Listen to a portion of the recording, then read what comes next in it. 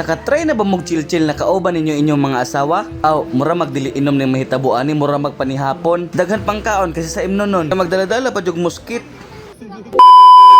Kung ngayong araw na ito mga kajam, samahan nyo nga kami mag-chill. Total kay pa nagsarabitaw. Dito kami tatambay sa tambayan daw ng mga gwapo at magaganda. Kadalasan daw kasi pumupunta dito mga chilling person tsaka mga rich kid. Kaya naman gusto rin namin ma-experience once in the lifetime. Murag sa gunson naman to akong English da, basin yag mahurot. Tama-tama pagkadating namin hindi pa masyadong marami yung tao. Nagtayo-tayo din muna kami kasi naghahanap pa nga kami ng kung saan kami papasok o kung saan kami pupwesto. Tapos nilipat ko rin muna yung motor kasi nakaharang sa may daanan ng tao. May napansin nga rin pala si Ate Ira nyo. Napagyapo ng kuan.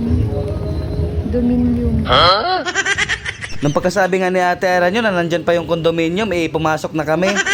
Kunyag isabutan pa pod namo kung unsay among imnon. Sa tingin-tingin namin kasi nung nagtanong kami, pare-pareho lang yung presyo ng hard tsaka ng soft talaga, ng istalyon. Kaya na may nag-isang bucket na istalyon na lang kami at nandito na rin pala ang kanilang menu. Tapos habang hinihintay namin maluto yung istalyon, kwento-kwentuhan rin muna kami tapos naghahanap kami kung anong pwede namin pulutanin. Yun siya nang abot lang sa budget namin ba. Maya-maya dumating na nga yung pinaluto namin. Amurag mawala yung kauhaws mga camel ron. Pero sige ra kay panagsarabitaw. So ayan, humahanap na nga rin pala sila kung anong pwede namin pulutanin.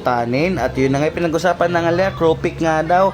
Ako rin tumitingin na rin ako sa menu. Pero sa isip-isip ko para mas masarap yung moncher. Kaso lang iwala nakalagay sa menu nila, bibili sana ako 10 piso. Kaya ayan, binalik ko na lang kay Ate Ira nyo. Bahala na nga kayo mamili. Uminom na nga lang ako. Nakita ko nga rin pala itong mga gandang dilag dito sa likod. Di ko alam kung mapapanood nila tong video na to. Sama ko kayo ha. Pag si Ate Ira nyo talaga kasama mag-chill, abay talagang chill talaga. May kagat-kagat lang ng kuko. Tapos parang ang lalim-lalim ng iniisip, nakatingin dun sa bubong. Parang pinapareset lang ng teacher ba tapos hindi alam yung sagot, yung hindi ka nakapag-study. Tapos yung ibang kasama mo rin nagsi-cellphone, nagti-tiktok. Abay ako naman hindi ko alam kung anong gagawin ko tama-tama dumating na tong Cropex. Ayan yung in-order nila. Ito lang kasi yung parang abot kaya talaga sa budget, pang masa ba. Pagka ganito naman kasi mga senaryo, wala ka naman talagang gagawin na iba kundi uminom, magkikipagkwentuhan. Ganun-ganun lang naman, paminsan-minsan lang ba. Tsaka hinihintay rin kasi namin si Ate Maika dito, medyo matagal pa, may pinuntahan pa kasi. Nakikipag-chill pa din doon sa mga ibang katrabaho niya. Nagustuhan lang namin dito sa lugar na to, hindi siya crowded. Saka nandito lang kasi din kami sa labas sa may dagat, kaya naman presko pa rin yung hangin. Pwede ka rin naman doon sa loob kasi may banda tsaka aircon. Pero mas pinili namin dito sa labas kasi gusto namin magkwentuhan. Ito guys, so pasilip namin yung ambience. Ayan na, panoorin nyo. Ayan, diba? Hindi siya masyadong crowded, tsaka yung mga umiinom dito, kanya-kanyang kwento-kwentuhan lang. Parang open-open lang ba?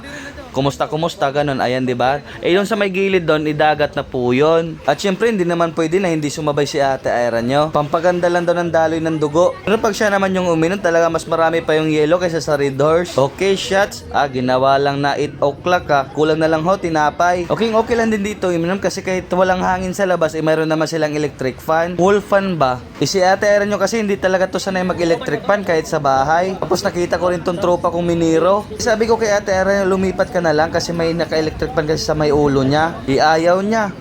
Electric fan, be? Be? Balinagan ka, electric fan? Okay?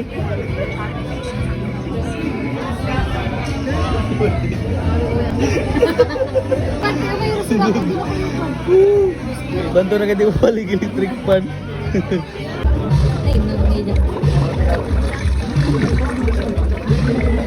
Ang ganda ng tunog ng Red Horse guys, no? Habang pumapatak sa baso. Wag ka na mag-isip, lumabas ka na. Dalawang isip ka pa Maya-maya, nandito na nga si Ate Maika. Tama-tama, paubos na rin nila yung tropik. Kaya na may tinawag agad si Miss sa loob ng jeepney. Sana naman ako'y bigyang pansin. Dalawa nga akong kalderong chicken skin tapos isang krupik. Mayroon ba kayong crispy ulo? Wala ho. Pagkalipas ng 2 taon, dumating na nga yung order nila. Ayan na nga, hindi na nga 2 plato ng chicken skin. Nako, pag ito maubos nyo pa rin, iwan ko na lang. 4 na order na yan lahat, tapos 2 lang yung babae. Ay, 3 pala, sorry.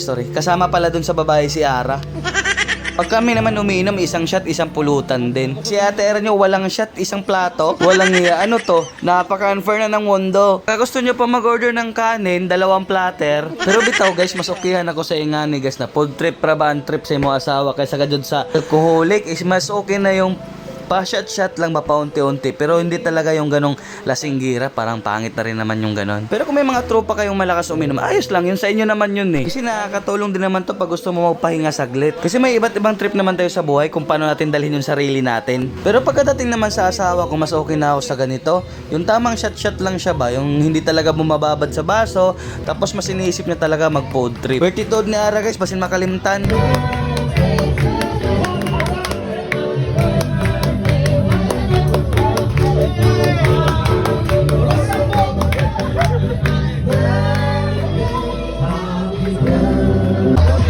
Para matapos na tong video na to ay bumababay na eh. O diba, ganun lang dapat mag-chill, hindi masyadong lasing. Tapos syempre, pagka sa tingin mo yung ayos na, eh pwede na tayong umuwi. Kita nyo eh, may isang piraso pa natira. Nako, Noype naman talaga. Pero hindi daw Pinoy si Ate Maika, foreign jers daw. Kaya ayun, pinapak niya na. So ayun lang guys, magsasampol na rin muna kami ng naming dance move.